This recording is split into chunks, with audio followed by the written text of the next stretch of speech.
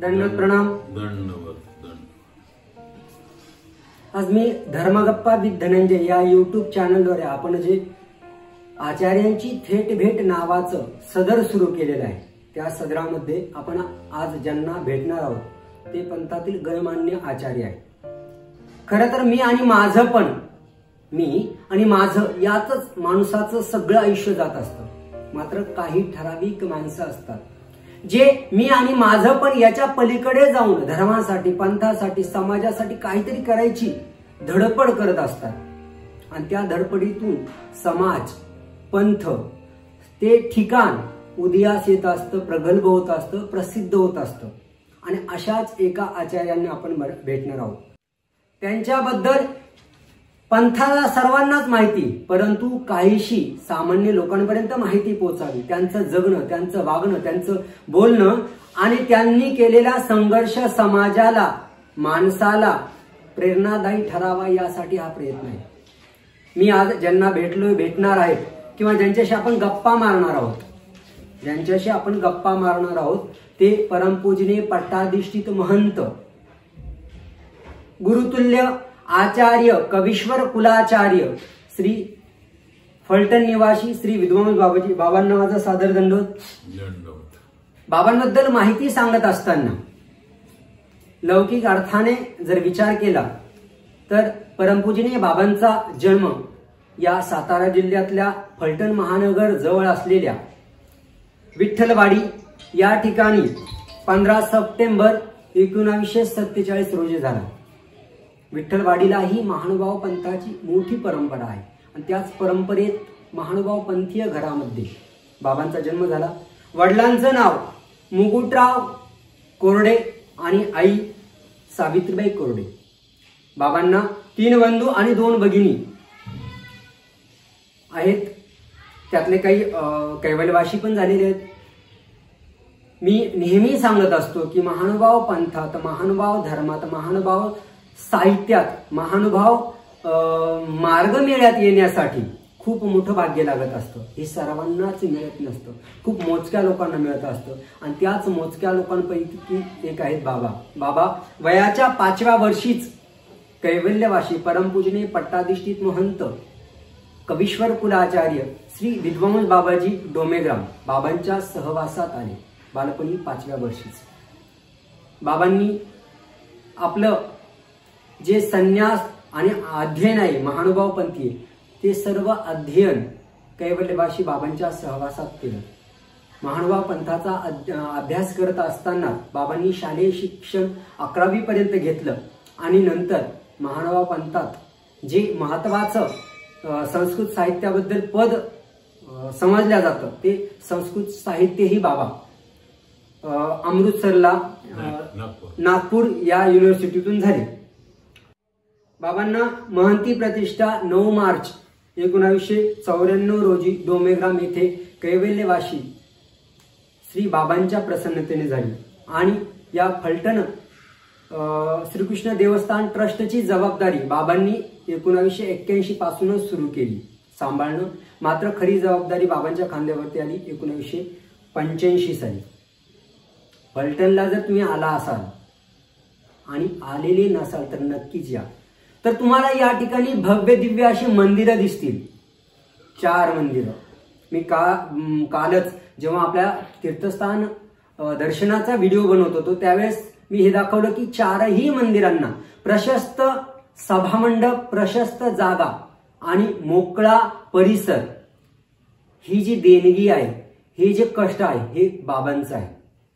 आज आबासाहेबासारखं मंदिर न भूतो न भविष्यती असं झालेलं आहे. पंथातलं माझ्या माहितीप्रमाणे एकमेव पूर्ण दगडात आता बांधल्या गेलेलं मंदिर हे फक्त एकच एवढं आहे, जे आबासाहेब मंदिर आपण ज्यांना नावाने ओळखतो. आणि त्या मंदिराला पूर्ण गुलाबी पाषाणामध्ये बांधून त्याला अजरामर केलं आहे असंच मी म्हणेन. त्याचप्रमाणे रंगशिळा मळ्यातली तीही प्रशस्त जागेमध्ये देवस्थानाची मोठी जागाही आहे आणि सभामंडपही आहे. त्याचप्रमाणे जन्मस्थान मंदिर तेही छान, जे फक्त धार्मिकताच नाही तर समाजाच्या दृष्टीने लोकांना बघायला बरं वाटेल, तिथे गेल्यानंतर आल्हादकारक वाटेल या दृष्टीने सुद्धा ते बनवलेलं आहे. तिथे देखावा सुद्धा आहे, पाण्याचा फवारा सुद्धा आहे श्रीकृष्ण मूर्तीवरती, आणि त्यानंतर आहे पानपेकणे हे मंदिर. हे चारही मंदिरांची ट्रस्ट बाबा सांभाळतात, समर्थपणे सांभाळतात आणि चांगल्या रीतीने सांभाळतात. अशाच बाबांचं हे जगणं, वागणं, बोलणं, उठणं, बसणं आणि समस्यांना सामोरे जाणं आपण त्यांच्याच मुखातून जाणून घेणार आहोत. सर्वजण आपण बाबांना हात जोडून दंडवत करूया. दंडवत. आज आपण मुलाखत घेत आहात. खरं तर आपलं हे जे चॅनल आहे हे धर्म, अध्यात्म, नीतिमूल्य यांच्या प्रचारासाठी अत्यंत आदर्श असा हा प्रयत्न आहे. खरं जर विचार केला तर कुणीतरी म्हटलेलं आहे की माणसं मेली तरी चालतील, परंतु माणसाचे आदर्श मरायला नको. आणि ते आदर्श हेच भावी पिढीला प्रेरणा देणारे असतात. आणि म्हणून माणसापेक्षा माणसाचे आदर्श हे अत्यंत महत्त्वाचे असतात. आणि आपल्या या चॅनलद्वारे ज्याच्या ठिकाणी जे आदर्श असतील ते आदर्श समाजापुढे आणण्याचं काम आपलं चॅनल करत आहे. याबद्दल आपल्या चॅनलला धन्यवाद द्यावे तेवढे कमीच असतील. आपल्या या धर्मगप्पा विथ धनंजय या कार्यक्रमामधल्या बाबांशी थेट भेट अर्थात मुलाखत घेत असताना बाबांना माझा पहिला प्रश्न असेल की परमपूजने पट्टाधीशित महंत कैवल्यवासी श्री विद्वान बाबाजी डोमेग्राम, फलटण या दोन्ही ठिकाणी बाबांचं वास्तव्य होतं. तर बाबांची एखादी आठवण तुम्हाला जी कायमची हृदयात कोरल्या गेलेली आहे अशी आठवण कोणती बाबा? बाबांची आठवण जीवनातून जसं माणसाचं म्हणजे माझा अगोदर सांगतो की एखादा चरित्रकार अनेक पंचल्याने आपलं चित्र निर्माण करत असतो, तसं माझं जीवन अनेक संतांच्या, आदर्श व्यक्तींच्या प्रेरणेतून म्हणा, मार्गदर्शनात किंवा स्वतःहून घेतलेल्या प्रेरणेतून तयार झालेलं आहे. माझ्या गुरुजींच्या जीवनात एकच मी शिकलेलो आहे की संयम. कुठलीही कठीण परिस्थिती आली तरी सुद्धा आपण आपलं चित्त विचलित न होऊ देता त्या गोष्टीला समर्थपणे संयमितरित्या सामोरं जायचं. प्रसंगी आपणाला कोणी दोन शिव्या दिल्या तरी आपण आपलं मौन सोडायचं नाही. किंबहुना मौनम सर्वार्थ साधनम. अशा वृत्तीने जो जीवन जगतो तो खऱ्या अर्थाने आपलं जीवन यशस्वी करू शकतो. हे आदर्श मी माझ्या गुरुजींच्या जीवनातून घेतलेला आहे. आणि बाबांच्या संदर्भातला एखादा प्रसंग जो तुम्ही कधीच विसरू शकत नाही. खूप सारे प्रसंग असतात पण एखादा प्रसंग कायमचा कोरला गेला म्हणतो ना आपण तसा. बाबांच्या जीवनात अनेक प्रसंग आले, अनेक प्रसंगात जवळून पाहिले, परंतु कुठल्याही प्रसंगाला बाबांचं एकच होतं की संयमाने किंवा शांततेनं सामोरे जाणं. कोणीही कसलंही एक वेळ तर एका माणसाने बाबांना येऊन अक्षरशः शिव्या घातल्या, भांडण केलं. संपूर्ण तो माणूस तासभर बोलून थकला तरी बाबांनी हसतच राहिले, काही उत्तर दिलेलं नाही. आणि हे अशा प्रकारचं जे माझ्या मनावर जे संस्कार झाले ते संस्कार मी माझ्या जीवनामध्ये आपोआप घडत गेलेले आहेत. आपोआप त्या पद्धतीनं माझं जीवन होत गेलेलं आहे. आणि म्हणून कुठल्याही प्रसंगाला हेच बाबांचं जे आदर्श आहे तो मी माझ्या जीवनात घेतलेला आहे. ब्रह्मविद्याशास्त्राचा अभ्यास करत असताना अशी एखादी लीळा, स्मृती किंवा लीळा चरित्रातली एखादी व्यक्ती, पात्र ज्याला म्हणतो, ते मनाला खूप आवडलेलं आहे असं एखादं पात्र किंवा लीळा कोणती? आता प्रथम मी इथून फलटणहून ज्यावेळी डोमेग्रामला गेलो मार्गाबरोबर आणि प्रथम मला गीता शिकायला सुरुवात केली. 18 अध्याय गीते वयाच्या 9व्या वर्षी मी 18 अध्याय गीता परिपूर्ण केली. आणि एकाही बैठकीला ते मुखोद्गत म्हणून मी देत होतो त्यावेळी. परंतु ज्यावेळी मला बाबा सूत्रपाठ सांगायला लागले त्यावेळी मला रडू आलं की मला हे अभ्यास करायचा नाही. आपल्याला भगवान कृष्णाशिवाय बाकीचं काहीच बघायचं नाही. एक बालपणीच मनावर एक भगवान कृष्णाचं ठसा उमटलेला आहे. परंतु त्यानंतर पुढं सूत्रपाठही सुद्धा 1050 सूत्रपाठ मुखोद्गत केला. मुखोद्गत झाल्यानंतर माझे सहपाठी मागे राहिले आणि म्हणून मला त्यावेळी परत गद्य राज नावाचा ग्रंथ मुखोद्गत करायला लावला. परंतु 1050 सूत्र झाल्यानंतर जे काय किंवा बाबा नवरात्रामध्ये लीळाचरित्र सांगायचे आणि त्या लीळाचरित्रातून स्वामींच्या ज्या काही लीळा आहेत त्याचा परिणाम होत होत की पंचगंगा निकेन असती अशा प्रकारची एक लीळ आहे की त्या ब्राह्मणाला 4 मुली असतात, 5 असतात आणि 5ही विधवा असतात आणि तो ज्यावेळी स्वामीला भेटतो त्यावेळी स्वामी त्यांना म्हणतात या पंचगंगा निकेन असती आणि त्यावेळी स्वामींना तो म्हणतो निवालो जी निवालो. स्वामींचे असे ते माळ्याचं चरित्र, स्वामींच्या अवतार कार्यातले अनेक अवताराच्या लीळा, मायमठाची लीळा, अशा अनेक लीळेतून मग संस्कार होत होत शेवट पंचावताराचं पूर्ण चित्र हृदयामध्ये पडलं गेलं आणि तेच चित्र आजपर्यंत विराजमान आहे. आणि त्या दृष्टीने ज्या अवताराची जे व्यसन जे असेल त्या पद्धतीनं ते अवतार कार्य जीवनात उतरवत शेवटी आपणाला कवना कवनी व्यसन येथं जीवोदरी हेची व्यसन स्वामींच्या शिवाय येथं न उतरे तो कहीचे न उतरे अशा प्रकारे आचार्यांनी जे सांगून ठेवलेलं आहे त्याचं परिपूर्ण हृदयावर ठसा कोरलेला आहे. आणि त्यामुळं ज्यावेळी मला काही संकट येतं त्यावेळी आपोआप माझ्याकडे दत्तात्रय प्रभूचं नाम येतं. माझे स्वतःचे अनुभव ज्यावेळी मला काही अपेक्षा असते ती पूर्ण होण्याच्या दृष्टीनं आपोआप भगवान कृष्ण माझ्या पुढे येतात आणि ज्यावेळी मला असं शांत असावं वाटतं मला मोक्ष मिळावं असं वाटतं त्यावेळी स्वामींचा अवतार कार्य माझ्या पुढे येतं.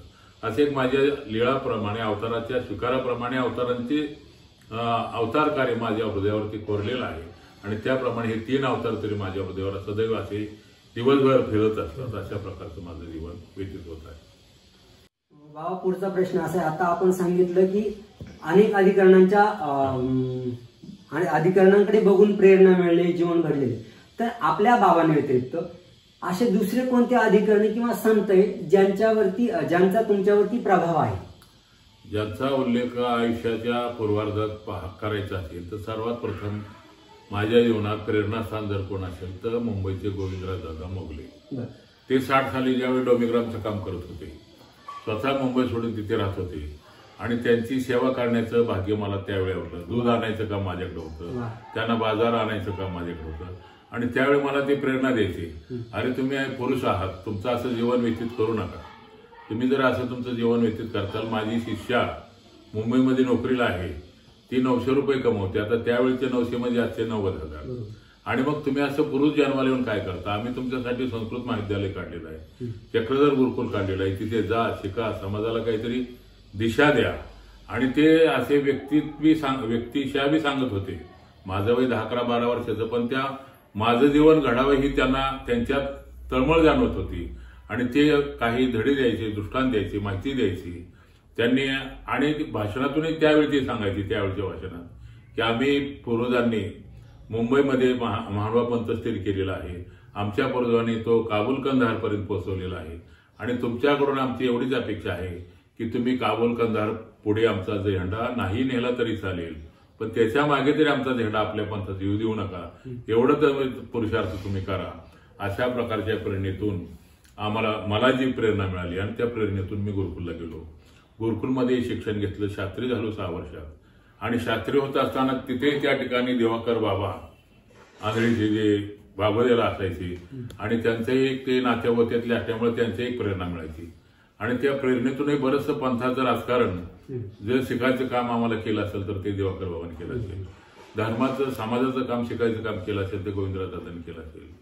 त्यानंतर फलटणला आल्यानंतर इथं ट्रस्टीच्या संयोगात सातारच्या बाबाशी संबंध आला आणि सातारच्या बाबांना चॅरिटी कमिशनरचे त्यांचे संबंध होते.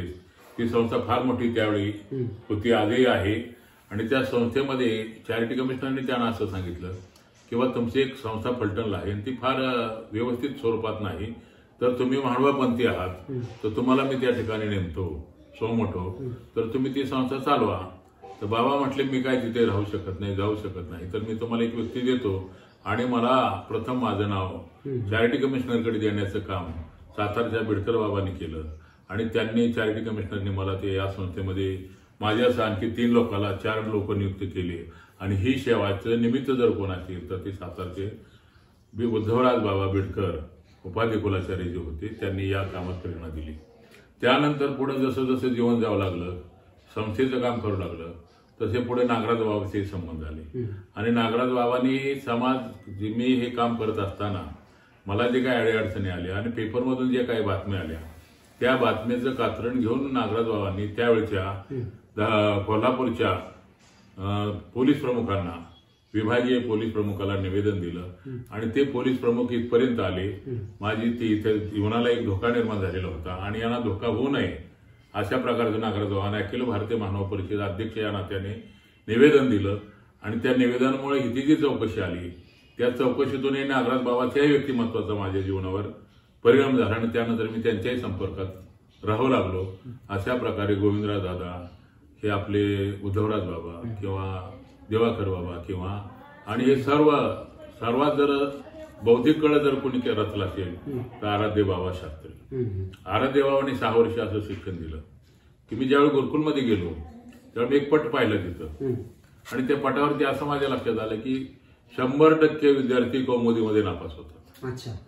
मी निर्णय घेतला सगळ्या विषयात नापास झालो तरी चालेल पण कौमुदीत आपण पास व्हायचं आणि मग कौमुदी मी अभ्यासायला सुरुवात केली कारण मला पाठांतराची सवय होती. गीता सूत्रपाठ हे मी मुखपाठ केले होते आणि त्यावेळी मी कौमुदी पूर्ण सूत्रपाठासारखी मुखपाठ करून टाकली आणि बुद्ध्यांक नसला तरी सुद्धा पाठांतराच्या जोरावर त्यावेळी मी त्या पेपरमध्ये ज्या पेपरमध्ये 100% विद्यार्थी नापास व्हायचे त्या पेपरमध्ये मी 100 पैकी 98 मार्क मिळवले. अशा पद्धतीनं मी त्यावेळी समज बाबांच्या व्यक्तिपटलावर एक माझं आदराचं स्थान निर्माण झालं आणि बाबांना मी त्यावेळी खूप त्रास द्यायचो म्हणजे शिक्षणाचा. एक दिवस असा आला की रात्री 12 वाजता माझी शंका विचारायची मला कौमुदीची रूप घडत नव्हतं आणि त्याला सूत्र प्रमाण मिळत नव्हतं आणि रूप तर घडत होतं. हे कुठल्या सूत्रांनी तयार झालं म्हणून आता उद्या जर आपण ध्यानात ठेवत आपलं विसरून जाईल की आपली काय कुठली अडचण आली म्हणून रात्री 12 वाजता मी आराध्य बाबाला उठवलं. 12 वाजता उठवलं तर मला बाबा अजिबात रागवले नाही. उलट म्हटलं काय काम म्हटलं बाबा असं असं हे रूप माझं घटना इथे मला काय प्रमाण मिळालं सूत्राचं आणि रूप तर घडलेलं आहे. बाबांनी रात्री अक्षरशः खुर्ची ठेवून मला चढवलं आणि सिद्धांत कौमुदी काढली आणि सिद्धांत कौमुदीमधून ते सूत्र मला दाखवलं आणि या सूत्राने ही रूप सिद्ध झाली म्हणून दाखवलं. ते सूत्र मी लिहून घेतलं म्हणजे असे बरेचसे त्यावेळी 2-4 असे रूपसिद्ध्या घेतल्या होत्या की त्याचं प्रमाण लघु कौमुदीत नव्हतं परंतु सिद्धांत कौमुदीत नव्हतं आणि ती सुद्धा तयारी माझी होती आणि या तयारीच्या जोरावर मी 98 मार्क मिळवले आणि पुढे मग त्याचा चांगला त्यावेळी आर्थिक परिस्थिती अत्यंत दोलायमानाची होती सर्वांचीच होती आमची होती आणि मग पहिला नंबर आल्यानंतर मला बाबांनी स्पेशल 5 रुपये त्याला काय पॉकेट मनी म्हणून त्यावेळी सुरुवात केली आणि सर्व विद्यार्थ्यांना ते देत होते 3 रुपये अधिक 5 रुपये माझी 18 असे 8 रुपये महिना सुरू झाल्यानंतर माझं जीवनकार्य अत्यंत आरामात जावं लागलं. अशा पद्धतीनं माझ्या जीवनात ही 5वी व्यक्ती म्हणजे आराध्य बाबा की ते अतिशय माझ्यावर अभ्यासाबद्दल खुश होते. इतर बाबतीत खूप नाराज होते मी तुझ्यावर नाराज आहे पण तू जर गेला तर माझा एक विद्यार्थी कमी होईल म्हणून मी तुला सांभाळतो. असं रागातही मला आशीर्वाद द्यायचे की बाबा जा तुला काही कमी पडणार नाही तुला सुखात तू राहशील असे रागातही ते बोलून जायचे आणि तेच आज मला अनुभवायला मिळतं. म्हणून आराध्य बाबा हा माझ्या जीवनातला एक आदर्श शेवटचा कळस आहे. जे संस्कार गुरु आमचे दीक्षा गुरु आणि समाज गुरु शास्त्राचे गुरु ते म्हणजे संस्कृत आराध्य बाबा आणि समाज गुरु आहेत मोगले दादा सातारचे बाबा औरंगाबादचे बाबा आणि दिवाकर बाबा. अशा प्रकारे या 500 व्यक्तीचं जीवनातून माझं व्यक्तिमत्व घडलेलं आहे. काही आपण आपले आदर्शही घेतलेले आहेत. संस्कृतला जाण्यापूर्वी मुंबईला जाण्याचा योग आला आणि त्यावेळी आचार्य रजनीश आता जो जेलमध्ये आहे तो आसाराम बापू त्यांचे बोर्ड लागलेले असायचे गीता अध्याय श्लोक आमका अध्याय आमका त्या धोबी घाटावरती लाखो लोक जमायचे आणि तिथं रजनीश प्रवचन करायचे. शेवटी मनाला असं वाटलं आपण दीक्षा घेतली आणि आपण जर असंच राहिलो तर आपल्या दीक्षेला अर्थ काय आपण सुद्धा या माणसासारखं कुठंतरी शिकलं पाहिजे आणि ती बी एक प्रेरणा इनडायरेक्ट मिळाली कोणाची रजनीची आणि ती प्रेरणा घेऊनही संस्कृतला जा आज जा उद्या जा हा जो प्रकार चालला होता तो निर्णय घेण्याला ती प्रक्रिया मला कामी आली आणि मी गुरुकुलला निघून गेलो. वयाच्या कितव्या वर्षी गुरुकुलला तुम्ही संस्कृत मी वयाच्या 17व्या वर्षी गुरुकुलला गेलो आणि 23व्या वर्षी शास्त्री झालो. अच्छा. मग तत्पूर्वी सर्व पंथीय अभ्यास आपला तत्पूर्वी तो पाचस्थळ नाही म्हणता येणार, परंतु जो जिथपर्यंत करत आलतो तिथपर्यंत थांबून निघून गेलो पुढे. पोर जीव काट्याच्या पेट्यावर विषय व्यवस्था करी इथपर्यंत आलं आणि पुढे काय जमलं नाही. पुढे ते संपलं. नंतर मग सगळा पुस्तकी अभ्यास, छापील अभ्यास, बोलत्यांचे ग्रंथ, लीळाचरित्र ग्रंथ हे सगळं मग अध्ययनातून सिद्ध झालं. आणि पुढे शब्दाचं दास बनण्याऐवजी अर्थाचे दास झालो. मग आता हे सहपाठी करत असताना तिथे गुरुकुलला असेल किंवा आश्रमात डोमेग्रामला असेल, एखादा असा किस्सा किंवा आठवण की जी पुन्हा तेच सांगेल की मी आठवण पक्की आहे की आम्ही समजा 4 जण होतो आणि आम्ही असे उद्योग केले, मग चांगले असेल वाईट असेल, असे एखादा प्रसंग असा आला की योगामध्ये आम्ही 15 विद्यार्थी प्रार्थनेला होतो. 15 विद्यार्थ्यांमध्ये मी फर्स्ट क्लास आलो, विद्यापीठात आलो. त्यातून 12 विद्यार्थी पास झाले आणि बाकीचे काही नापास झाले. परंतु दुर्दैवाने शास्त्रीपर्यंत मी एकटाच पोहोचलो. माझे 14 ते 14 सहकारी पाठीमागे राहिलो. आणि मग त्यामुळे थोडासा विरोध झाला. म्हणजे मी शास्त्री होणे अशा प्रकारचं वातावरण तिथं निर्माण झालं. शास्त्रीची त्यावेळी प्रार्थना 2 वर्ष, विशारद 2 वर्ष आणि शास्त्री 2 वर्ष असे खंड होते.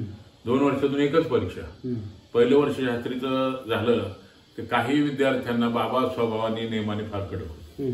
आणि कडक असल्यामुळं काही विद्यार्थी नापास झालेले म्हणण्यापेक्षा कॉपी केल्यामुळे काही विद्यार्थ्यांना बहिष्कृत केलं 3 वर्षासाठी. आणि मग ते विद्यार्थी 3 वर्षाचा काळ आहे म्हणून ते लेट आले. 6 महिने 15 दिवस लेट आल्यामुळं मग त्यांना बाबांनी प्रवेश दिला नाही. असे विद्यार्थी बहुसंख्येनं जास्त होते. आणि मग त्या विद्यार्थ्यांना आसपासच्या मार्गाने दिवस काढले आणि 6 महिन्यांनी तडजोड करून दिवाळीला त्यांना घेतलं. माझं शास्त्रीचं पहिलं वर्ष झाल्यानंतर दुसऱ्या वर्षाला मला थोडासा डोळ्याचा आजार निर्माण झाला. आणि त्या उदासीनतेतून मी बाबांना न विचारताच गुरुकुल 15 दिवस सोडलं. आणि 15 दिवस सोडल्यानंतर फॉर्म भरायच्या टायमाला मी परत गेलो गुरुकुलमध्ये. गुरुकुलमध्ये गेल्यानंतर मला असं कळलं की 15 विद्यार्थ्यांनी बाबांना अर्ज दिला किंवा ह्या विद्यार्थ्याला लेट आले 15 दिवस तर तुम्ही 6 महिने बहिष्कृत केलं. हा विद्यार्थी तुम्हाला न पुसता गेला 15 दिवस तर तुम्ही याला गुरुकुलमध्ये कसं काय घेतलं.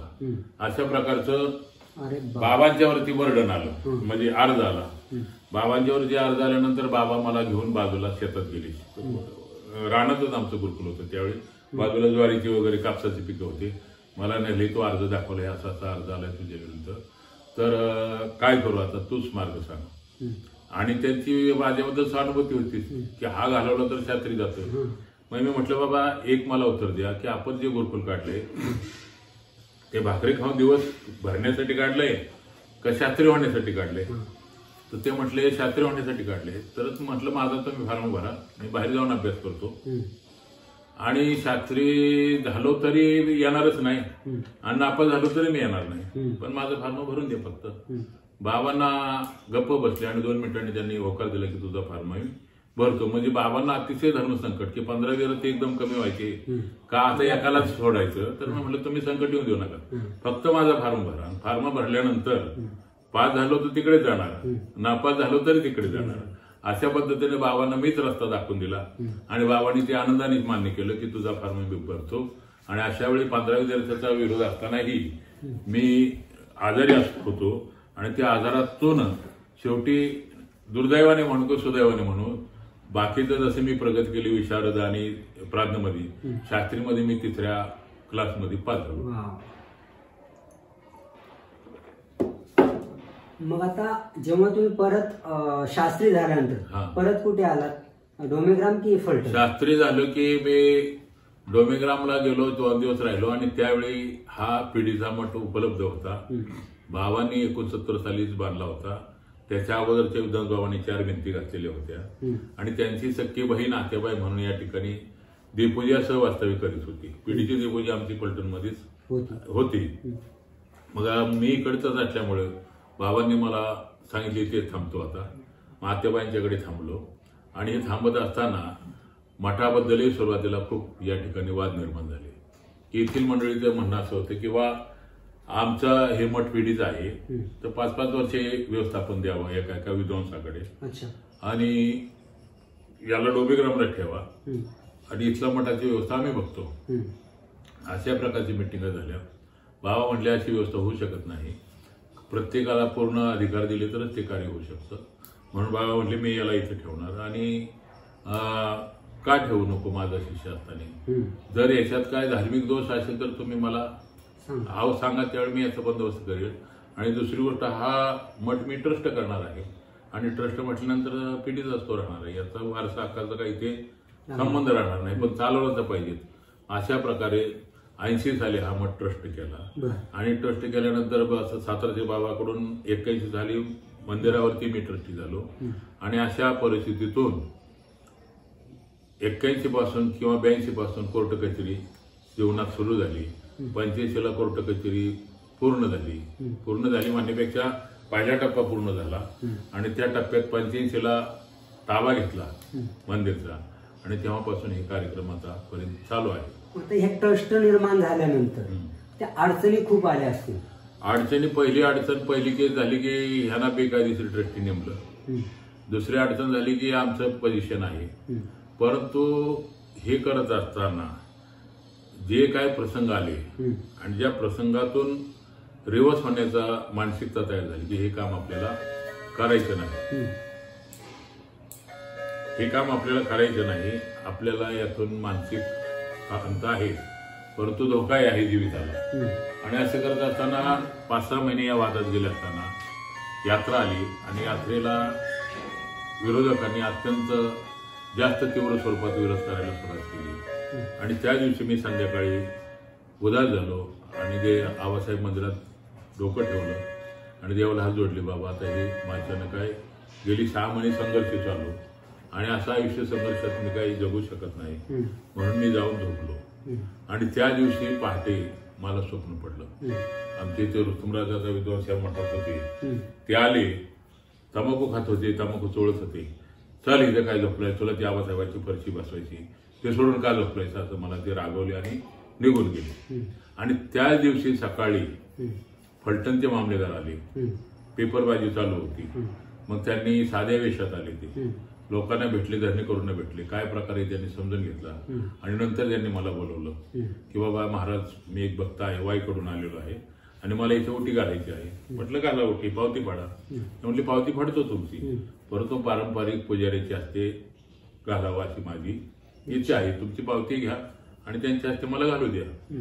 तर म्हटलं बा मला तुम्ही घालण्यामुळे काही दुःख नाही, पण काळ सोपवतो, म्हातारी मेल्याचं दुःख नाही. अशी जर प्रथा राहिली ती भक्तांची लूट झाली. मी बी पावती घ्यायची, तुम्ही बी विचारला पैसे द्यायचे, ही तुम्हाला शक्य आहे, पण गोरगरीब भक्तांनी परवडणारी गोष्ट नाही. हे इतिहास बघा, कागदपत्र त्यांना दाखवले त्या दिवशीची गोष्ट. कागदपत्र पाहिल्यानंतर त्यांनी अभ्यास केला. यात्रा एक 8 दिवस राहिली होती आणि संध्याकाळी 4 वाजता 3 वाजता आम्हाला नोटीसी पोहोचवल्या आणि 4 वाजता मामलेदार कचेरीत हजर व्हायला सांगितलं. मामलेदार कचेरीमध्ये गेलो, पाहतो तो सकाळचाच माणूस समोर बसलेला.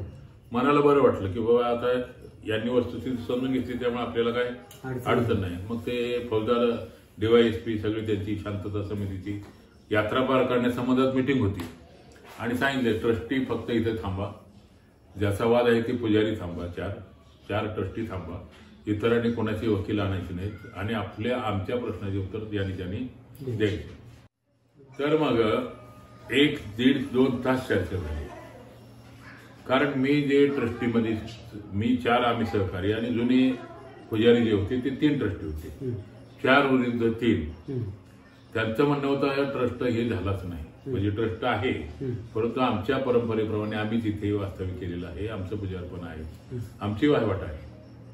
परंतु त्यावेळी मी असं सिद्ध केलं की हे इथं पुजारी म्हणून कधी नांदलेच नाही, हे इथं ट्रस्टी म्हणूनच नांदलेत.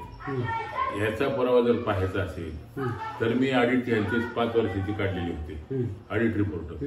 ह्यांनी ऑडिट रिपोर्ट दिलेत, त्यात यांनी इथं ट्रस्टी म्हणून काम केलंय का पुजारी म्हणून काम केलं. आणि त्या घटनेमध्ये लिहिलेलं आहे की आज मी एक मताने अध्यक्ष आहे. या घटनेमध्ये लिहिलेलं आहे की विश्वस्तांनी एनी टाइम आवश्यक असलेला पुजाऱ्यासह इतर नोकर वर्ग पुजाऱ्यासह नेमावा किंवा त्याला डिसमिस ते करू शकतात. यांना मी नेमण्याचा प्रयत्न केला, हे साथ देत नाहीत.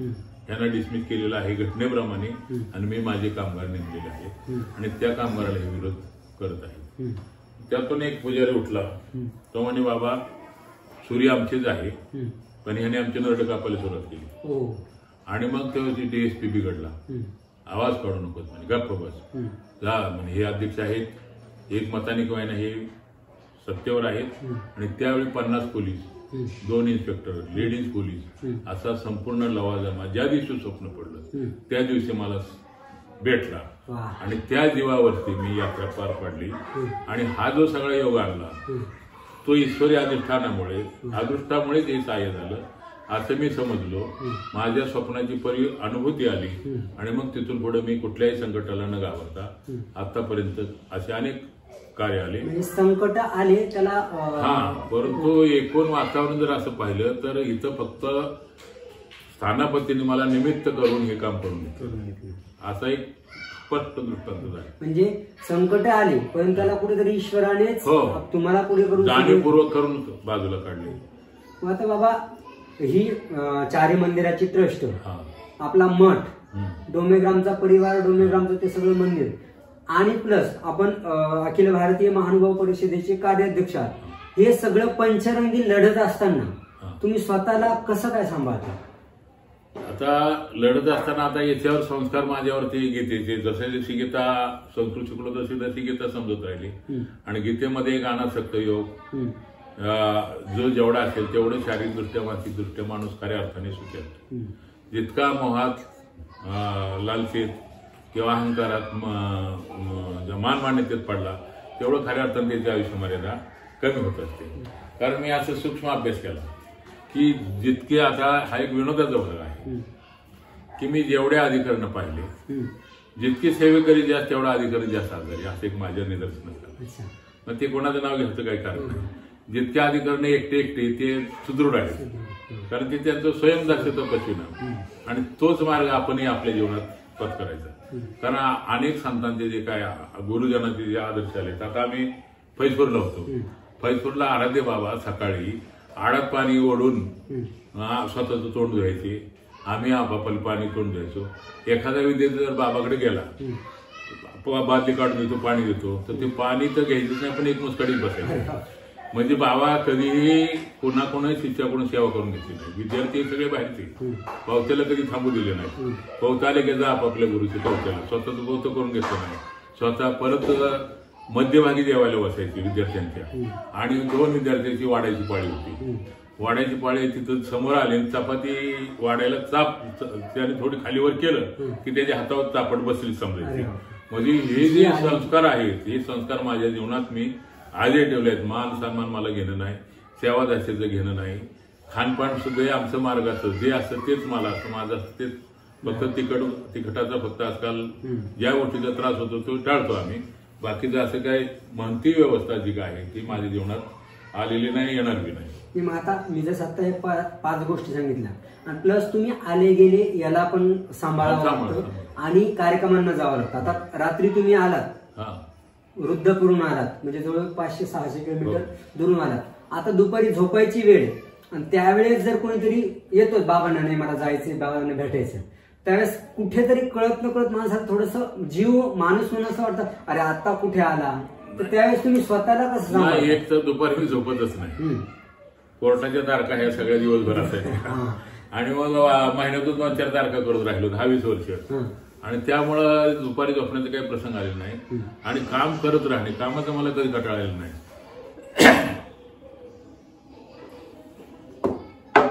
आता ही जी एवढं बोलू शकतोय म्हणजे माझा अभ्यास होता परंतु मुलींचं बाबांची इच्छा होती मुली संस्कृत शास्त्री करावी. आणि मग 10-5 वर्षापूर्वी मी मुलींचं संस्कृत विद्यालय काढलं आणि ते विद्यालय काढत असताना माझी परत अभ्यासाची संस्कृतचं रिव्हिजन झालं. आणि त्यानंतर लॉकडाऊन आला. लॉकडाऊन आलं परत मी 7 ग्रंथ हे लीळाचरित्र परत तिकडे रिव्हर्स झालं आणि परत ते संस्कार परत ते जिवंत झालं. परत म्हणजे एखाद्या झाडाला पाणी घालावं ते परत फुलावं तशी माझी ह्या 7-8 महिन्यात अवस्था. लॉकडाऊनचा खूप फायदा झाला मला की मी आज हे बोलू शकतो केवळ लॉकडाऊनमुळे. अधिकारवाणीनं, नाहीतर ते शास्त्र होतं, अर्थ लक्षात होते पण शब्द फारसे आठवणीत राहिलेले नव्हते. आणि आता ते परत रिव्हिजन झालं, त्यामुळे ते लीळा वगैरे सर्व परत जीवन दृष्टांतपाठ असो, तत्वज्ञान असो, गीता असो, श्लोक असो, हे सर्व या लॉकडाऊनमध्ये परत वेळ मिळाला. झोपायची सेवा नसल्यामुळे मी झोपलोच नाही आता मी 8 महिन्यात दुपारी. आणि त्यामुळं दिवसभर हे एक आपल्याला एक शरीराला सवय लागलेली आहे. माझं काम मी स्वतः करण्याचा प्रयत्न करतो. का तर काम हेच व्यायाम आहे आणि एक्सरसाइज शिवाय मनुष्य निरोगी राहू शकत नाही. हा एक सिद्धांत आहे आरोग्याचा. आणि म्हणून काम केलं मग हाच व्यायाम समजायचा. त्याच्यामध्ये प्रतिष्ठा वगैरे काय आळीव द्यायची नाही. एवढंच नाही, हे बिल्डिंग बांधताना रविवारी कामगार नसतात तर मी पाणी स्वतः मारायचो कामावर. आणि मी पाणी म्हणती झाले बी 94 नंतर मी ही 20 साली बिल्डिंग बांधली. खरं काम 94 नंतरच झालेलं आहे. मग मी काम करत असताना कोणीतरी शेजारी यायचा, माझ्या हातात म्हणजे पाईप घ्यायचा आणि पुन्हा माझ्या लक्षात आलं की पाईप घेऊन आपण पळालो की तो बी काम टाकून पळून जातो. म्हणून तो टाकायचं परत उभं राहायचं शेवट पूर्ण होईपर्यंत.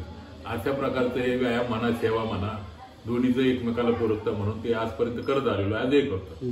आता हे व्यवस्थापन करणं, परिवार सांभाळणं, कुठेतरी माणूस काहीतरी कमी पडत असतो. अर्थात आपल्या मठ सांभाळण्याच्या प्रक्रियेत आणि आल्या गेल्याच्या सेवा करण्याच्या प्रक्रियेत मावशींचा, तपस्विनी विद्याताई मावशींचा खूप सपोर्ट असतो. या सगळ्यांचा, मग गोटू दादा असतील, पंडित दादा असतील, पिंटीताई असतील, तुम्ही नसताना हेही तुम्हाला आहे त्या अपेक्षेने सांभाळून घेतात का मठ परंपरा? मठ परंपरेत सांभाळून घेतात नव्हे, सुरुवातीपासून हे मुलं लहान होते तेव्हापासून मोठे करण्यापर्यंत तेव्हा जो मठ जो कोणी असेल मठामध्ये मठ चालवण्यात किंवा मठाच्या प्रगतीमध्ये माझ्या दृष्टीने जी प्रगती करायची असती ती आज शून्य आहे. एक दगडही मठाला बसलेलं नाही 35 वर्षात. आता मठात जे माणसं आहेत, पिंटी म्हणा, पंडित म्हणा किंवा गोटू म्हणा, ही सर्व माणसं घडवण्याचं काम विद्याताईंनी केलेलं आहे. आले गेले सांभाळण्याचं काम विद्याताईंनी केलेलं आहे. एवढंच नव्हे तर गुजर बाबासारखे लोक यायचे नेहमी कोण म्हणा. एकदा आराध्यबाबा 1-2 येऊन गेले, संतराज आराध्यबाबा मी असताना आले. असे गप्पा गप्पातून बोललो. गुजर बाबा आराध्यबाबा एकमेकाला म्हणतात. बाबा नसल्यावर उलट चांगली व्यवस्था होती. बाबांच्यामुळे व्यवस्थेला मर्यादा येते उलट. म्हणजे ताई बाबा नसल्यावर अधिक चांगली व्यवस्था करतात. म्हणजे बाबा म्हणतात इतक्या माझ्या कशाला केल्या, उलट ह्या म्हणजे हलक्याने सेवा करतात आणि हे आडवे येतात. म्हणजे अशा प्रकारे मठाची जी काही प्रगती असेल आज ती सुरतच्या काळापासून ती विद्याताई आणि बहीण रुक्मिणीबाई यांच्यामुळे झालेली आहे.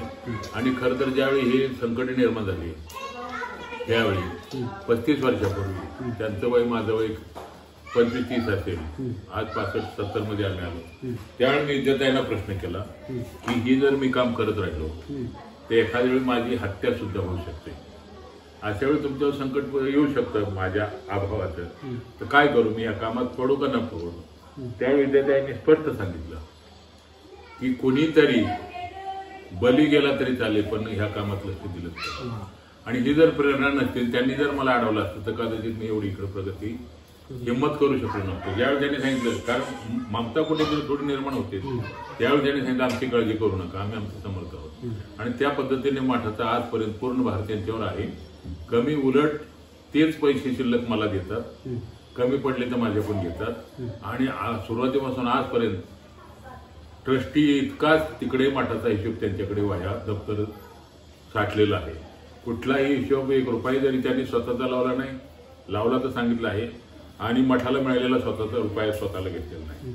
अशा पद्धतीचं हे मठाचं काम, हिशोब त्यांनी अतिशय प्रामाणिकपणे केलेला आहे. आणि त्यात त्यांना यशही आले. इकडे मला यश आलं. डोमेग्रामच्या संदर्भात गुरुजी होतेच. गुरुजी सारल्यानंतर तिकडे मी वर्षाला आपलं महंत कार्य म्हणून पासोडी करणे, पावत्याला जाणे, पौत करणे, या पलीकडे तिथे काही लक्ष दिलं नाही. काय अडचण आली तर सांगा. आता ते तीर्थस्थान आहे तिथे काही पडत नाही, इथे काही मठाला पडत नाही. तर त्यामुळे त्याही मंडळींना काय माझं तुझ्याचा काही प्रश्न आलेला नाही. तेही मंडळी एक जीवाने एक प्रेमाने, त्यांच्यात काय वाद झाले तर ते मिटवणं एवढंच माझं काम. बाकी त्यांचा माझा वाद होण्यासारखा माझा काही विषय चालेला नाही. न मी त्यांना काय मागितलं उलट देत राहिलो. त्यामुळे ती मंडळी सगळी खुश आहे. आज आमचं सगळे एक संध आहे मार्ग की जो समाजात महंत आपल्या अस्तित्वात म्हणते देऊन सुद्धा वादाला समोर जावं लागतं. पण मी महंत झाल्यानंतर मला कुठल्याही वादाला अंतर्गत समोरे जावं लागले नाही, जावं लागणार नाही.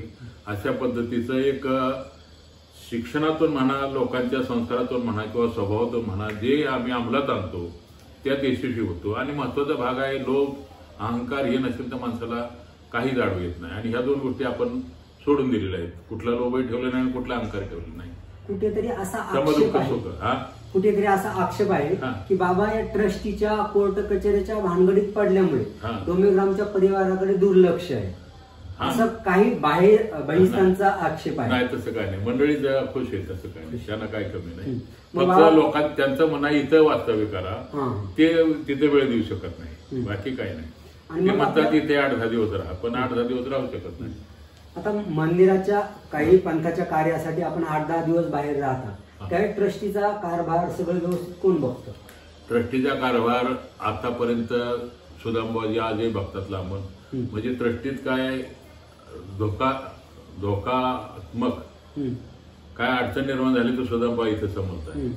आणि दप्तरचं जे काम आहे पैशाचं ते मुरलीधरबा मेहकरकर म्हणून आहे. आणि ते एक प्रामाणिक, म्हणजे रामाला जसे लक्ष्मणाने साथ दिली तसा हा माणूस मला हिशोबाच्या बाबतीत, ऑडिटच्या बाबतीत साथ देत आलेला आहे. आणि 20-25 वर्षाच्या काळात जेवढं मी ट्रस्टीला पूरक आहे तेवढंच तो माणूस ट्रस्टीला पूरक आहे. आणि तो आहे तोपर्यंत ट्रस्ट निश्चितपणे व्यवस्थित चालणार आहे. भविष्य सांगता येत नाही, परंतु त्या माणसामुळे एक पैसाही ट्रस्टीचा इकडे तिकडे नाही. म्हणजे आता मी जसं म्हटलं 15 दिवस बाहेर राहिले, आता कधी अगरबत्त्या संपल्या, मंदिराचं काम आहे, असं खूप सारं आपण आणून ठेवलेलं असतं, पण कधी कधी असं मागे पुढे होऊ शकतो. त्यांना तसे पूर्ण अधिकार आहे. फोनवरती काय संपर्क होतो. आता आपण अखिल भारतीय महानुभाव परिषदेचे कार्याध्यक्ष पण आहे. मग कार्याध्यक्ष त्या परिषदेचं सर्व काम करत असताना, ट्रस्टीचं काम करत असताना या सगळ्या गोष्टी कुठेतरी असाही काही जणांचा आक्षेप आहे की बाबांना वाद असेल का तिथं मजा वाटते? मजा बिजा नाही.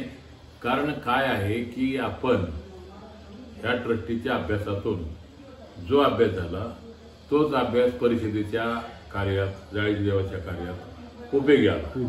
आणि समोरच्या माणसांना म्हणजे पदावर आहेत परंतु त्याचा अनुभव, अभ्यास झालेला नाही. अगदी कैवल्यवासी नागराज बाबा त्यांनी मला बोलवलं, जाळीच्या देवात परिषदेमध्ये लक्ष घाला सांगितलं. आणि ज्यावेळी मी तिथं अभ्यासात बघितलं तर त्या जाळीच्या देवाच्या ट्रस्टच्या PTR वरतीच आजही त्यांचं नाव आलेलं नव्हतं. म्हटलं बाबा रेकॉर्ड असल्याशिवाय आपण भांडू शकत नाही. आणि म्हणून त्यांचं नाव लावण्याची पहिली प्रक्रिया सुरू केली. आणि मग पुढं ते सरले कारंजीकर बाबाले. कारंजीकर बाबाचे दप्तरात घेऊन गेलो नागपूरला, मोहनदादा होते. दप्तरात जे काय सांगितले 2-4 मध्ये सांगितल्यानंतर ते दप्तर काढले आणि तिथे जे आम्हाला हवं ते रेकॉर्ड सापडून गेलं. तिथे बिडकर बाबा, कारंजकर बाबा यांच्यावर माझा या क्षेत्रातला प्रभाव पडून गेला. त्यामुळे मग त्यांनी मला कार्याध्यक्षच नेमलं. म्हणजे परिषद पूर्व पदावर आणून स्थिर करण्याचं काम त्यावेळी मला करावं लागलं. आणि त्याबरोबर जाळीच्या केसेसलाही लढावं लागलं. आणि मग कामामुळे काम तर मी करतच राहिलो, परंतु मानाचा काय प्रश्न मी कधी परवा केलेलीच नाही आजही. त्यानंतर मला 2 वेळा प्रयत्न झाला अध्यक्ष, मी झालेलो नाही. कारण आपल्याला बेरीज करायची आहे. त्यावेळी मला असं लक्षात आलं की आराध्य बाबा आम्ही ज्यावेळी गुरुकुलमध्ये शिकत होतो तेही संस्कार आठवणी होत्याच ना, तर त्यावेळी खामणेकर पंजाबी म्हणून डावला जात होता. आता केवळ पंजाबी म्हणून काही लोक बोलून दाखवत होते की पंजाबी म्हणतो नकोय आपल्याला. आणि ही तळमळ आराध्य बाबाच्या वागण्यात जाणवत होती किंवा पंजाब मधल्या लोकांच्या वरती अन्याय होत. त्यांचे लेख सुद्धा आहेत, त्यांच्या लिखाणाचं पुस्तक वाचा आराध्य बाबाचे लेख. किंवा आमच्या पंजाबी जे म्हणते सगळं तुम्ही महाराष्ट्रीयन लोकांनी हिसकून घेतल्यात, आमच्यावर अन्याय झालेला अशी त्यावेळी बोलण्यात होतं, लिखाणात होतं. आणि ही जाणीव वाटल्यामुळं गोविंददादा पंजाबी यांनाच आपण अध्यक्ष करायचं, यांनाच अध्यक्ष ठेवायचं की याच्यामुळे जी काही मळब आहे पंजाबी आणि महाराष्ट्रीयन हे मळब दूर होईल. आणि दुसरी गोष्ट, आपण जर स्वामीचं तत्वज्ञान वापरतो तर आपल्यामध्ये किती उदारता पाहिजे, किती माणसं उत्तर हिंदुस्थानमध्ये येऊन इथं आपलं जीवन व्यतीत करतात, हे आपल्याला भूषण आहे का दूषण आहे? मग त्या लोकांना का मान देऊ नये? म्हणजे अशा प्रकारची माझी विचारसरणी. आणि म्हणून 1दा 2दा 3दा गोविंददादांनाच अध्यक्ष करायचं, त्याशिवाय पंजाब महाराष्ट्र एक राहू शकत नाही, हा त्याच्या माझा उद्देश होता माझा प्रामाणिक. आणि तो मी त्या उद्देशामध्ये यशस्वी झालो. आजही अध्यक्षपदाची निवडणूक ज्यावेळी त्यावेळी 100% तिकडचे सभासद माझ्याच मागे लागले, आजही लागलेले आहेत. म्हणजे अशा पद्धतीप्रमाणे पंथाचा समन्वय, आमच्या दाऱ्यापूरकर खामणेकरी वादाचा समन्वय, हे सुद्धा मी माझ्या जीवनात घडून आणलेलं आहे. आज आम्ही 4 एकच विचाराने काल सुद्धा रिथपूरला गेलो, तिथं दर्यापूरकर होते आमच्याकडे, कारण तर तिथे पण ते फोनवर होते, खामणीकर बरोबरच होते. आज योग असा आला की ही तिन्ही म्हणतं किंवा आमच्या कवीश्वर शाखेची बरेचसे म्हणतं बहुसंख्य कोठीबाबासारखं सोडला तर मीच उभे केलेले आहेत जवळजवळ. म्हणजे पण हे उभं करत असताना कारणकर बाबा उभं करत असताना कारणकर बाबा जिथं दुपारी 2 वाजता गेलो आणि त्यांनी सांगितलं अशा काही अडचणी निर्माण झाल्या. काय अडचणी? तो म्हटले अंतर अडचणी काय होत्या, काय बाह्य अडचणी होत्या. खामणेकर बाबा फोनवर बोलत होते, दर्यापूरकर आहे तुम्ही येत नाही. दर्यापूरकर फोनवर बोलत होते, खामणेकर येत आहेत मी काही येत नाही. ते म्हणजे बाबा दोघांची याची फोन ते म्हणतो ते येणार आहे, ते म्हणतो ते येणार, मी काय करायचं. तर म्हटलं तुमचं अंतर्गत बघा, सगळे म्हणतं हजर करायचं माझं. आणि मग मी तिथे कामाला लागलो. खामणेकर बाबांना फोन केला, बाबा तुम्ही या, तुमचा अधिकार आहे आणि तुमच्याशिवाय सन्मान म्हणतीचं शेवट कळस होऊ शकत नाही. दर्यापूरकडनं तुम्ही हजर व्हा, तुमचाही योग्य मान राखला जाईल आणि आपलं आपण परंपरेचे पुरसट जे काही विचार आहेत ते कुठवर ठेवायचे. तुम्ही या इथं समाजात बसा, पंक्तीला जेवा, पाठीमागे जाऊन जेवायचं, त्यांचं जेवायचं, दक्षिण घ्यायचं. तो 2 नंबर काय पद लहान आहे का? दुसऱ्या नंबरला बसा ना. दुसऱ्यानंतर काय तरी एखाद्या वेळी लावतीलच तुम्हाला एकदा. अशा प्रकारे दर्यापूरकर आणि खामणेकर एकत्र बसवायचं का मी माझ्या आयुष्यात केलं आणि मी शेवट बसायचो, जे त्या लोकांना आधी घालायचं, आज बी लहान असले तरी. म्हणजे अशा प्रकारामुळं हे आमचे सगळे वाद काले वादासाठीच गेलो मिटवण्याचं. आता ते आलेच, आता ऐकतो. आता आज म्हणलं आता कालचा विषय काल संपला, आता आजचा विषय उद्या बघू, आज नाही. पण असंही मी खूपदा जेव्हा पंथात फिरत असतो, जसं आता मी म्हटलं बाबा आहे म्हणजे काहीतरी वाद आहे अशी एक प्रतिमा झालेली आहे. नाही, वाद मिटवलेत, वाढवले नाहीत. आता जो पुजाऱ्याचा आमचा जो वाद आहे तो नैसर्गिक आहे, कारण त्या तडजोड नाही. आता आज जाळी देवाचा विचार करा तुम्ही, जर विचार केला की ते म्हणतात आम्हाला 50% द्या. माझं म्हणणं असं आहे की 50% द्यायचं घ्यायचा वादच नाही. चुकतो कोण? आज ज्याचा ताब आहे त्याने 50% द्यायचं का द्यायचं नाही त्याने द्यायचे? ताब्यात कोणाचे आहे? 50% तुम्ही देऊन दाखवा ना, आम्हाला सवय लावून द्या ना. आमचा बाप 50% देईल, हे फक्त चर्चा करतात. 50% आम्हाला कबूल करा आणि सगळे 100% खाऊन राहिले. म्हणजे अशा प्रकारचं जर असेल तर बाबा वाद नाही करणार तर काय करणार? माझं म्हणणं आहे, तुम्हाला चिचोणकर बाला 100 वेळा सांगितलं की त्यांचं जे म्हणणं आहे ते अंमलात आणा ना. तर त्यांना काही द्यायचं नाही. वास्तविक त्यांनी त्यांच्या परीक्षेचं नाव 50% जमा करायला नको. उद्या परीक्षेला लाचार झाली असती, ऐकावं लागलं असतं. हे देतच नाहीत, फक्त चर्चा करतात आणि म्हणून वाद कायम राहतो. पण जिथे वाद आहेत, आता इथं 80% पुजारी माझ्या संपर्कात आहेत, ऐकतात. आता 20% जे खोलचट विचाराचे आहेत किंवा ज्यांना अजिबातच स्वार्थाचा त्याग होत नाही ते आज वादात येत नाहीत, बाकी सगळे इथे अनुकूल येतात. आता हे लीळा चरित्राचा वाद आहे. लीळा चरित्राचा वाद आता संपल्याचा आहे. लीळा चरित्राचा वाद हा जर याच्या आपण बुडात गेलो तर काही वेळा माणसं आपला वैयक्तिक वाद समाजावर लागतात आणि समाजावर लागलेला वाद व्यक्तीचा वाद समाजाला तो घातक ठरतो. तसा लीळा चरित्राच्या वादाशी जर आपण बुडात गेलो तर हा व्यक्तींचा वाद आहे आणि व्यक्तींचा वाद समाजाचा वाद ठरवला गेला आणि समाजाच्या वादातून तो दूषण लागलं आणि त्यातूनही जर अंतिम निकाल पाहिला तर अंतिम निकाल असाच आहे सुप्रीम कोर्टाचा, हायकोर्टाचा, की ज्या वादाचे लीळा आहेत त्या काढा, बाकी छापा, असे काय हरकत नाही. वाद पृथ्वीला आणि त्याच्यावरती बी एकमत होत आलेलं आहे. माझ्या ज्या मुलाखतीत माझ्याकडे जे मिटवायला आले ते मान्य करून गेले, पण समोरची जी पार्टी आहे त्याला तो कमीपणाच वाटतो. कारण तुम्ही शास्त्र सिद्धांताप्रमाणे जरी पाहिलं, मी सांगितलेले मार्ग मी कुठे लिहिलेले नाही, परंतु मी जे सांगितलेले मार्ग आहे लीळा चरित्राच्या बाबतीत ते आजही मान्य आहेत. किंवा तुम्ही हे लीळा स्वीकार मानता की नाही. स्वामींच्या पुढे विसाचा प्रयोग झाला, स्वामींनी समोर काय सांगितलं, तुमचं काम झालं, तुम्ही जा. म्हणजे स्वीकारार्ह तुम्ही लीळा मानली का नाही. तशी शेवटची लीळा आहे ती स्वीकारात्मक माना ना. घटना घडलीच नाही, मूर्तीला काही छेद देत नाही, आम्ही बी म्हणतो ना. एकाने म्हणायचं खून झाला, दुसऱ्या म्हणत नाही झाला, इतक्या खाली काय येतात. शास्त्र सिद्धांताप्रमाणे त्याचा निर्णय करा. शास्त्र सिद्धांताप्रमाणे झालं तुमचं काम, ते जीवनीचे नरकाला गेले. कारण तुमचे पक्ष कसे जिवंत राहणार. पक्ष जिवंत राहायचे असेल तर तुम्हाला ते स्वीकारात टाका. स्वीकारात टाका म्हणजे ते जीवाला वाटलं मी काम करतोय, मूर्तीला काही झालेलं नाही, असे सिद्धांत तयार करून चला ना पुढं. हे मान्य केलं मध्यस्थी करणाऱ्या लोकांनी आणि ते तिथे गेले परत. उदाहरणार्थ दादावाडीला किंवा आणखी कुठं, पण तिथं ते म्हणे आम्हाला बोलते नको. तिथं सिद्धांत पुन्हा बाजूला सारायचा. पुन्हा एक महाशय भेटले, ते म्हटले तुम्ही जर आमचं ऐकलं नाही त्यावेळी अगदी प्राथमिक काळात तर आम्ही पंढरपूरच्या लोकांना ही लीळा दाखवू. आणि मग त्यांनी ते काम केलं. आमदार खासदार सगळे जागे केले, बाबा हे कोणत्याने तुमच्या देवाबद्दल असं लिहिले, तसंच आमच्या देवाबद्दल लिहिले. म्हणजे आपलं टिकत नाही म्हणून दुसऱ्याचं त्या बाईने तुला शिवाय दिल्या आणि तुला असं केलं, असं करून ते भांडण समाजात, व्यक्तीचं भांडण समाजात लिहिलं. आणि व्यक्तीचं भांडण म्हणजे असं आहे की हे बडनेरेचे वचन आराध्य बाबाचं हे वैयक्तिक भांडण होतं.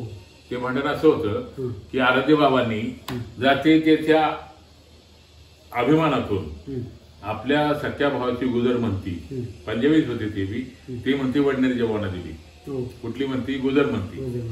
बडनेरच्या भावाला दिल्यानंतर सगळा मार्ग, आता हे दीपकराज आहेत पेंटर, यांच्या सगळी मंडळी तिथे नेली बडनेराला. विचारा त्यांना, आजच्या गोष्टीचा साक्षी फक्त दीपकराज आहे, बाकी ह्या नवीन पिढीला काही गोष्टी माहित नाही. तिथे नेल्यानंतर त्या बाबांनी काय केलं की बाबांची पट्टी लावली एका रूम मध्ये आणि सक्त ताकीद दिली की माझ्या परवानगीशिवाय कुणी बाईने यांना भेटायचं नाही. आता ती 40-45-35 बाई लोक होत्या, त्या सगळ्या लहानाच्या मोठ्या केलेल्या, ज्यांनी दीक्षा दिलेल्या, आणि त्या बाया त्यांच्या शिकणी लहानपणाच्या आणि त्या म्हातारपणी ते 75 वर्षाच्या 80 वर्षाच्या बाबांना शिष्यांना भेटणं बंद करून टाकलं, शिकणींना. आता भेटणं भरून टाकलं, ते बाबा उदास झाले. कोण? गुजर बाबा. आणि त्यांनी पत्र लिहिलं अंतर्दिशी. आम्ही फैजपूरला शिकत होतो, आरादेवाला पत्र लिहिलं की बाबा तू मला महंत दिलास करून का मला जेलमध्ये टाकलंस. आणि मग ते बाबांनी पत्र वाचलं, गेले बडनेराला आणि तिथं वाद करून ती म्हणती परत घेऊन आली. म्हणजे आता हा वाद झाला, म्हणजे या अभिमानातून म्हणती दिली, तो अभिमान गळून पडला, माणूस बेलायक निघाला. मग ते आल्यानंतर ती म्हणती परत घेतली. त्या दरम्यान हे दादवाडीचे बाबा, बडनेरेचे बाबा, हे आराध्य बाबा, ही मंडळी कोलत्याला शिकवत होती, अभ्यास करत होती. आणि त्यातून कोलत्यांचा अभ्यास तयार झाला, कुलगुरू झाले. ते कुलगुरू झाले असताना फैजपूरला आम्हाला ज्यावेळी बाबांना प्राचार्य त्यावेळी वय 70 होतं. मग ज्यावेळी नागपूर युनिव्हर्सिटीकडे मान्यता घ्यायचा प्रयत्न केला, त्यावेळी त्या मंडळीने सांगितलं कोलत्याने घ्या, तो 70, ह्यांना प्राचार्य काय नाही माहिती. तेवढी प्राचार्य जसा कुलगुरू तसा कुलगुरूचा गुरु. आता कुलगुरूला वय आहे का? तसं कुलगुरूच्या गुरुला काय वयाचं बंधन टाकू नका, म्हणून त्यावेळी प्राचार्य पदाची त्यांना मान्यता दिली. वयाच्या 70 वर्षी कोलत्यांच्या मध्यस्थीला. म्हणजे असे कोलत्यांचे बाबाचे संबंध, बडनेरेवाल्यांचे संबंध. मग पुढे कोलते कुलगुरूचे निवृत्त झाल्यानंतर समितीत आले, महाराष्ट्र साहित्य संस्कृती मंडळाच्या समितीत त्यांची नियुक्ती झाली कोलतेची. आणि त्यावेळी 15,000 रुपयाचं अनुदान दिलं जात होतं मानवा मासिकाला कोलतेंच्या मध्यस्थीनं त्या काळात.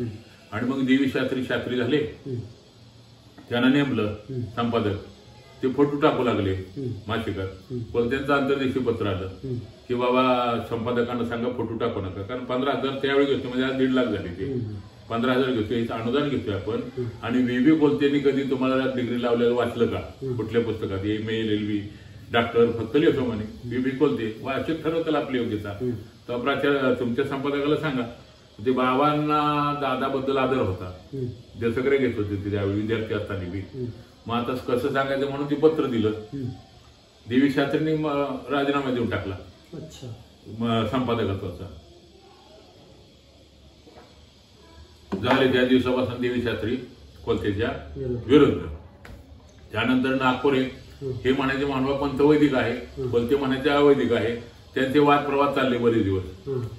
तो बी कायम त्यांच्या विरोधात राहिला कोलतेच्या. आणि पुढे ज्यावेळी साहित्य संस्कृती मंडळाकडून लिळा चरित्र छापायचं, कोलत्यांना विचारणा झाली. कोलते बडनेराला गेले. आता आपल्याला लिळा चरित्र बडनेरच्या बाबांनी 5 जणांची यादी दिली किंवा समिती तयार कर, समितीचा तो अध्यक्ष हो, संपादक श्रेष्ठ संपादक तो हो, अशी यादी दिली. ती यादी घेऊन आले बाबांच्या अर्ध्यावर कोलते साहेब. म्हणले वा अशी समिती तयार केली, तुम्ही हात्यात बडनेरचे बाबा आहे त्यात आहे. बाबा म्हणले समिती खड्ड्यात गेली, माझे नाव लिहू नको आणि त्या मूर्खाचं तर प्रस्तावनेच बी लिहू नको. हे आमच्या समोरच्या गोष्टी. बडनेरच्या बाबाचं नाव आभारात बी लिहू नको म्हणे. म्हणजे त्यांचं नाव कुणी उडवलं? आराध्य बाबांनी, कुठल्या वैयक्तिक विद्वेषातून. आणि मग ते काय उठले तर कोलत्याने माझं नाव लिहिलं नाही. त्यावेळी नरेंद्र आंघोळकरचं नाव आहे त्या प्रस्तावनेत, पण बडनेराचं नाव नाही. आणि म्हणून ते कोलत्याच्या त्यांनी पुकार केला. त्यावेळी जी मंडळी कोलत्याच्या बाजूने होती त्यांची शिष्य मंडळी, ते मेल्यावर ती मंडळी मग कोलत्याच्या विरोधात उभी राहिली गुरु अभिमान घेऊन. म्हणजे हा असा वाद, व्यक्तीचा वाद, त्या 2-3 व्यक्तींनी तिकडं सपोर्ट करून तो लीळा चरित्र कोर्टात पुढे ते नागराज बाबाच्या वैयक्तिक, माझ्यासारख्या नागराजाच्या वैयक्तिक विरोधात लोक, ह्या बाबाने आश्रम मांडला, ह्या बाबाने गाडी घेतली, ह्या बाबाने केस वाढवले, ह्या बाबाने दाढी वाढवली, आता तो त्याचा विचारही कोणी करत नाही. त्या गोष्टीवरती जादावर तर नागराज 4 चाकी गाडी घेतली, त्याच्या चर्चा, त्या नागराज बाबा वादग्रस्त, मग ते परिषदेचे अध्यक्ष, त्यानं दिली ज्या कोणत्यांना विद्यारत्न देता, त्याचा कसं काय तुम्ही विरोध करणार? बरं, तो जर आपल्या विरुद्ध लिहायला लागला तर आपल्याला बरोबर होऊ शकत नाही. हे बी तितकंच तर होतं, कारण त्या माणसाने काही गोष्टी केल्या आपल्यासाठी. हे फक्त जी हा मुलाखत ते आम्ही बोलू शकत नाही. अशा काही कोणत्यानी गोष्टी माहीत असूनही इकडे केलेल्या नाही, म्हणजे प्रकाशित किंवा त्यांनी आपलं मत कधीही लिहिलेलं नाही. तुलनात्मक आपल्या बुद्धीचा कधी उपयोग केला नाही. फक्त जसं आहे तसं संपादन केलं. हे त्या माणसाचे फार आपले उपकार आहेत. त्यांनी कस कुठं लावलेलं नाही. हे पटतं ते पटत नाही. बंधातून पुढे लिहिलेलं आहे कुठं कुठं काय, किंवा हे पक्षकार 24व्या पक्षात असं विचार म्हणतो, तोच पक्षकार 50व्या पक्षात टिकेल त्याच्या विरुद्ध मत मांडले. हे संशोधन फक्त कोलत्याने केले, पोथीवाल्यांनी केलेलं नाही अजून. मग आता जे कोलते विरोधक आणि कोलते समर्थक अशी कुठेतरी दुफळी निर्माण झाली, ही कशामुळे झालेली? अज्ञानामुळे झालेली की फक्त गुरुअभिमानामुळे झाली? गुरुअभिमानामुळे, आपल्या अहंकारामुळे. वास्तविक कोलतेच नको हे शेवटावर मुद्दा आला. पण आता काही शाखा अशा आजही काही लोक लीळा चरित्र, कोलत्याचे 7 ग्रंथ त्याला गाळून छापतात. हो, म्हणजे याचा अर्थ काय? कोलत्याला तुम्ही नाकारू शकत नाही आमचं म्हणणं, परंतु त्यांना कोलते नको. शेवटी एवढा मुद्दा, कोलते काढा, आम्ही सगळ्या लीळा मानतो. म्हणजे आता लीळाचा विरोध आहे का कोलत्याचा विरोध आहे? पण तो लीळेच्या माध्यमातून. मग आपल्या लीळा टिकत नाही म्हणून विठ्ठलाच्या माध्यमातून, ती टिकत नाही म्हणून रामाच्या माध्यमातून. म्हणजे कोलतेच्या विरोध समाज कसा होईल? मग समजा समोरच्यांचा असा आक्षेप की त्या लीळा गाळून लीळा चित्र छापा असं म्हणताय, कोर्टाचा आदेश आहे आता. मग आपण का छापत नाही? आता छापायला छापून राहिले, पण छापले तर परत तो प्रश्न आला ना. नाही, लीळा गाळल्यात ना, ज्या आक्षेपार्ह लीळा त्या गाळल्या ना, त्या जादवाडी प्रतीत गाळल्यात. आता कोर्टाचा आदेश आहे ना की त्या लीळा गाळा, आणि परत अजून निघलीच नाही ना त्या लीळा गाळण्याची. मग आपण कोलतेच्या प्रति कोलत्याला गाळून चालू आहे. नाही, परिषदेने करायला पाहिजे ते. परिषदेने करायला पाहिजे, बरोबर आहे. तुम्ही सांगितलं की बरोबर आहे, परंतु त्या लीळा जर गाळल्या तर पक्षीय सिद्धांत आपले महत्वाची बाजू जातात. बाबा, त्या लोकांपर्यंत जाताना आपल्या पोथ्यांमध्ये ते आहेत, चरित्रामध्ये आहे, पोथ्यांमध्ये आहे, सूत्रपाठात आहे, तुमच्या पक्षांमध्ये आहे. ते आपल्याला माहिती ना, आपल्यासाठी राहू द्या, पण इतर लोकांसाठी प्रेझेंट करत असताना. आता मला जेव्हा पुण्यामध्ये इतर साहित्यिक मिळतात, भेटतात, त्यांनी हे वाद वाचलेले असतात, ऐकलेले असतात, ते विचारतात हे खरं की खोटं. आता हे जर आपण त्यांच्या चष्म्यातून, आपल्या अध्यात्माच्या चष्म्यातून पाहिलं तर त्यांचंही बरोबर आहे, आपलंही बरोबर आहे. कारण मी सांगितलं, एकदा स्वीकार मानल्यानंतर मूर्तीला काही झालं नाही, पण करणाऱ्याला दिसते मी करतोय. 20 तुम्ही दिलं, तुम्ही नित्यानार काल गेला, तुम्ही मूर्ती छेद तुम्हाला दिसला, पण इकडे आम्हाला काही झालेलं नाही. स्वीकार आम्ही केला, झालं तुमचं काम. त्याला वाटलं मी केलं, शिरछेद केला, आमचं केलं, पण मूर्ती हनन, शरीर हनन हे होऊ शकत नाही, झालेलं नाही. परंतु लीळेत आलं म्हणजे ते स्वीकाररूप आलं असं म्हणा, की वाद मिटतोय. पण तो वाद असा होता की कोणत्याबद्दल होता, वाद लीळेबद्दल नाहीच. पण मग आता ते लीळा गाळून कोलत्यांच्याच नावाने लिहायचे तर छापलं तर काय प्रॉब्लेम आहे? काहीच प्रॉब्लेम येऊ शकतो. संस्कृती महामंडळाला परिषदेद्वारे पत्र दिले, करू ना आता प्रयत्न. आणि पण या लीळाचरित्र किंवा पंथ विशिष्ट घटक वर्सेस कोलते या वादाचा साईड इफेक्ट आपण असा झालेला आहे की पंथीयेतर जे अभ्यासक आहेत ते सरळ सांगतात, महानुभाव पंथाला तुम्ही सगळं माना, त्यांचं तत्वज्ञान सगळं मोठं आहे, पण त्याला हात लावू नका, ते लगेच कोर्ट केस टाकतात, अशी भीती झालेली. याला काय करावं लागेल? कारण की आता माझ्यासमोर एक डॉक्टर बापट म्हणून मॅडम आहे, संस्कृतच्या विद्यापीठामध्ये प्रमुख होत्या डिपार्टमेंटच्या. त्यांनी लीळाचरित्र सूत्रपाठावरती संशोधन चालू, तर त्यांनी कोलत्यांचा ग्रंथ जेव्हा अभ्यासाला घेतला तर त्यांना डॉक्टर सदानंद मोरे सरांनी सांगितलं, तुम्ही सगळं करा पण कोलत्यांचं नाव कुठे टाकू नका. आणि त्यांना ते पुन्हा संशोधन करावं लागलं. आणि इतरही प्रकाशक सांगतात की महानुभाव पंथाचं काय प्रकाशित करू नका, जास्त बाहेरचे ग्रंथ घ्या. ते नाही, हे कधी केस टाकतात असा एक भ्रम झालेला आहे. याला दूर करण्यासाठी आपल्याला काय करावं लागेल? आपल्याला ते पद्धती ते म्हणतात त्याच पद्धतीप्रमाणे की त्या लीळा गाळून कोलत्यांचं नाव टाकून ते ग्रंथ पुनर्मुद्रित केला पाहिजे आणि साहित्य संस्कृती मंडळाकडून ते प्रकाशित करून घेतला पाहिजे. पण योग आला तर ते कामाला आता प्राधान्य दिलं जाईल माझ्या जीवनात पुढचं काम. कारण लोकांचा जो संभ्रम आहे तो दूर होईल ना इतर साहित्यकांचा. पुढचं महत्वाचं जर काम कुठलं असेल तर हेच काम महत्वाचं एक नंबरला असेल की ज्यामध्ये कोर्टाचा आदेश पाळून कोलतेच्या नावावरती परत लीळा चरित्र साहित्य संस्कृती मंडळाने छापलं ठीक नाही तर परिषदेकडून छापलं. दोघांनी एक तर परिषद किंवा साहित्य संस्कृती मंडळाने हे महत्वाचं काम महत्वाचं भविष्य काळात माझ्या जीवनात मी महत्वाचं म्हणतो.